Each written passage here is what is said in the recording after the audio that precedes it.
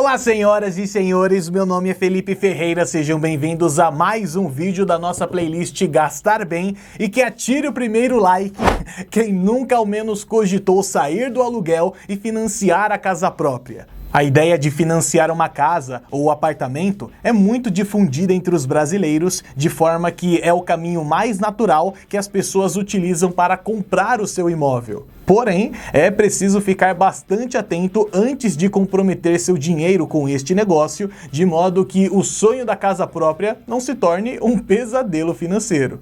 Sabe aquele dito popular?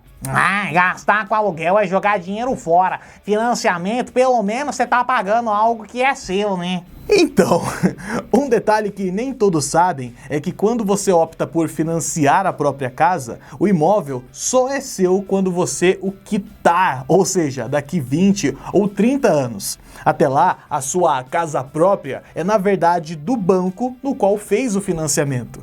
Espere ficar alguns meses sem pagar o financiamento e depois me conta o que acontece. O ser humano, ele não nasceu pra isso, cara. Pode ter certeza que além do valor dos juros aumentar ainda mais, o banco vai te deixar sem teto, assim como o dono do imóvel que você mora de aluguel deixaria. Por isso, limpe a mente de qualquer viés antes de assistir a este vídeo, porque vamos falar o que é melhor, financiar um imóvel ou morar de aluguel. Não sei. Vale dizer que eu não estou considerando o financiamento de um terreno que você vai usar para construir depois, tá? Os exemplos prós e contras aqui são apenas voltados para quem mora de aluguel e quer ter a própria residência. Só que antes de começarmos, faz o seguinte, se inscreva aqui embaixo e dê aquele peteleco no sininho, porque toda segunda, quarta e sexta nós trazemos dicas excelentes para você economizar e investir o seu dinheiro. Eu tenho certeza que você vai gostar muito do que está por vir. Agora sim, vamos lá!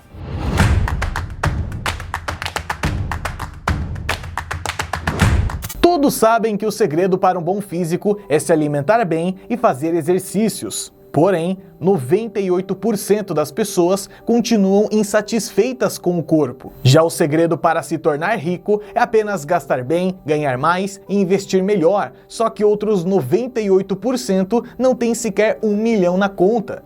Já parou para pensar por que mesmo sabendo o que deve ser feito, preferimos não fazer? A resposta é que não se trata de preferência, mas de um jogo de dominação. No livro Mais Esperto que o Diabo, o maior autor de negócios do mundo, Napoleão Hill, entrevista o próprio diabo e descobre como ele entra na mente do ser humano e faz com que a população se auto-sabote e não alcance a liberdade, especialmente a financeira. Somente depois de ler este livro aqui, você vai finalmente entender por que ele ficou mantido em segredo desde 1938 e por que hoje se tornou o top 1 de vendas da Amazon e o mais lido de 2020. Mais Esperto que o Diabo revela as principais estratégias que o diabo usa para trazer miséria, limitação e vícios ao mundo, além de decodificar os hábitos, princípios e pensamentos daqueles que conseguiram chegar ao mundo da abundância. Sem dúvida, é um dos livros mais provocativos, cativantes e profundos que você vai ler e aposto que vai mudar a sua vida e jeito de pensar, assim como mudou a minha e a do Primo Rico, que escreveu a introdução dessa obra. Se você ficou curioso, clique no primeiro link aqui da descrição e compre o seu Mais Esperto que o Diabo pelo melhor preço de mercado, graças à editora Citadel, que é parceira aqui do canal. Boa leitura! Bom, turma, um financiamento, assim como qualquer dívida, é calculado utilizando os juros compostos, de modo que o tempo é o seu pior inimigo. Ou seja, quanto mais longo o financiamento, maiores os valores que você terá que pagar de juros. Assim, caso tenha um financiamento, vale a pena analisar qual o sistema foi adotado, se foi saque, price ou sacre, e entender também o seu mecanismo de cobrança de juros. Porque, geralmente, a melhor escolha é optar por comprar tempo, que em outras palavras significa adiantar prestações, o que provavelmente fará uma diferença enorme no valor economizado em pagamento de juros no futuro. Falando em custos, em um financiamento de imóvel, você precisa dar uma entrada mínima de 20 a 30% do valor do imóvel. Então, vamos considerar um apartamento de R$500 mil e uma entrada de 100 mil. Os 400 mil restantes restantes seriam divididos em 35 anos com parcelas de R$ 3.700 a uma taxa de juros de 0,9% ao mês. Ao final do período, o custo total do seu imóvel seria superior a R$ 1,5 milhão, ou seja, mais de 3 vezes mais o valor inicial do imóvel. Oh, meu Deus! Enquanto isso, esse mesmo apartamento para alugar custaria em torno de R$ 2.000. E é aqui que a conta começa a ficar interessante. Porque se a gente fosse considerar que você iria investir os R$ 100.000 que daria de entrada e continuasse a investir a diferença entre o valor do financiamento e do aluguel, o que daria R$ 1.700 mensais, após os mesmos 35 anos e considerando uma taxa de retorno muito conservadora de 0,5% ao mês, você teria acumulado R$ 3.600.000. Isso é muito dinheiro. É, bichão. É claro que aqui eu não estou considerando a inflação, o que faria com que essa diferença fosse menos absurda, mas fazendo isso, você poderia ter comprado um apartamento melhor e mais novo por R$ 1.200.000 depois de 20 anos, ou aquele mesmo imóvel depois de mais ou menos 15 anos. Isto é, 20 anos mais rápido do que o seu financiamento inicial. De todo modo, é fácil perceber que usar os juros compostos a seu favor é sempre muito mais interessante do que ter eles contra você, não é verdade? É claro! Como eu sei que um imóvel de R$ 500 mil está fora da realidade de muita gente, eu fiz outra simulação com R$ 200 mil, porque nesse caso o resultado seria um pouquinho diferente. Afinal, quanto mais barato é o imóvel, mais caro é o aluguel dele proporcionalmente. Nós fizemos uma pesquisa e concluímos que o aluguel de um apartamento nessa faixa de preço é de R$ 1.400, enquanto que a parcela de um imóvel financiado seria de R$ 1.600.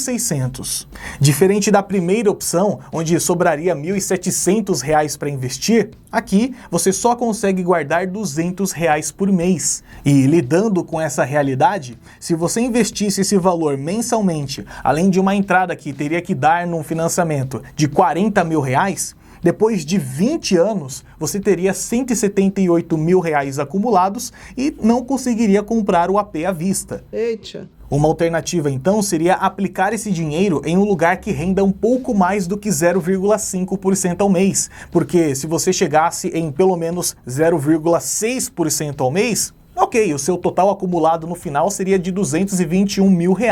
Mas percebam que nem sempre a estratégia funciona, afinal os imóveis valorizam com os anos. É óbvio que se você entregar R$ 220 mil na mão de um cara que está vendendo um AP por 250 mil, é negócio fechado na hora, porque à vista você consegue excelentes descontos. Mas ainda assim é uma decisão pessoal e existem vários fatores não financeiros a serem considerados. Mas antes de citá-los, deixe o seu like aqui para eu saber que você chegou até aqui. O primeiro fator é a previsibilidade. Muito se diz que financiar a casa própria traz segurança, uma vez que é algo que no futuro será um bem para a família. Só que em 20, 30, 35 anos acontecem coisas que não temos noção. Pare para pensar que nesse meio tempo você pode acabar ficando sem trabalho e deixar de pagar 1, 2, 3 parcelas do financiamento. Nesse caso, você seria punido com no mínimo juros e multa. Agora, se acontece a mesma coisa e você não consegue fazer aquele aporte mensal para realizar o seu sonho, a única coisa que vai acontecer é ter que adiar aquela conquista em um mês. Só que ainda assim, os juros compostos estarão trabalhando a seu favor. Maravilha! Segundo ponto, flexibilidade. É cada vez mais comum que as pessoas não permaneçam no mesmo emprego por muitos anos. Por isso, morar de aluguel pode significar ter mais liberdade para mudanças e, consequentemente, poder aproveitar oportunidades que venham a aparecer. Imagine ter uma excelente oportunidade de trabalho longe da sua casa ou mesmo em outra cidade, outro estado. Acredito que, se você estiver comprometido com aquele financiamento, estará menos disposto a aceitar uma mudança do que se morasse de aluguel, não é? Ou então você até poderia aceitar o emprego e optar por gastar mais tempo no trânsito para se deslocar até o serviço. Só que isso iria diminuir o seu tempo com a família e, de novo, diminuiria também a sua qualidade de vida.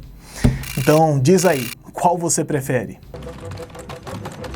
O terceiro ponto a ser levado em consideração é a inércia. Algumas pessoas estão mal acostumadas com as dívidas, né? Elas veem os financiamentos e os boletos como algo natural e inerente à vida e simplesmente não conseguem poupar absolutamente nada. Segundo elas, só conseguem pagar as coisas quando tem a pressão de pagar aquele boleto ou financiamento, e se não fizessem aquela dívida, não teria como poupar a diferença para investir. Acredito eu que não seja o seu caso, mas para essas pessoas eu recomendo fortemente que mude essa mentalidade se quiser ter uma vida mais tranquila do ponto de vista financeiro. Seja você a pressão do boleto, ou peça a algum familiar próximo que exerça esse papel de modo que se comprometa a poupar todos os meses. Você deve se pagar primeiro, então reserve uma parte do seu rendimento mensal para poupança ou investimentos antes de pagar as contas, e você verá que essa atitude fará uma diferença enorme na sua vida financeira e te permitirá ter muito mais coisas e experiências do que teria ao se comprometer constantemente com dívidas. Bravo! E ponto número 4, pressão da sociedade. Nós, seres humanos, temos a necessidade de aprovação social. Ou seja, nós gostamos quando as pessoas valorizam nossas atitudes e nossas conquistas, e não gostamos quando as criticam. Sendo assim, como a sociedade tem raízes culturais muito equivocadas sobre como se relacionar com dinheiro, é muito provável que você seja elogiado ao tomar atitudes desvantajosas financeiramente. E, ao mesmo tempo, é provável que seja muito criticado ao ir contra o senso comum e cuidar melhor do seu dinheiro. Portanto, pare de se preocupar com o que os outros dizem e analise sua situação com calma para decidir o que é melhor para você, sempre com inteligência e planejamento. Mas enfim, depois disso tudo, a conclusão é que o financiamento só é a melhor opção quando ele é a única opção.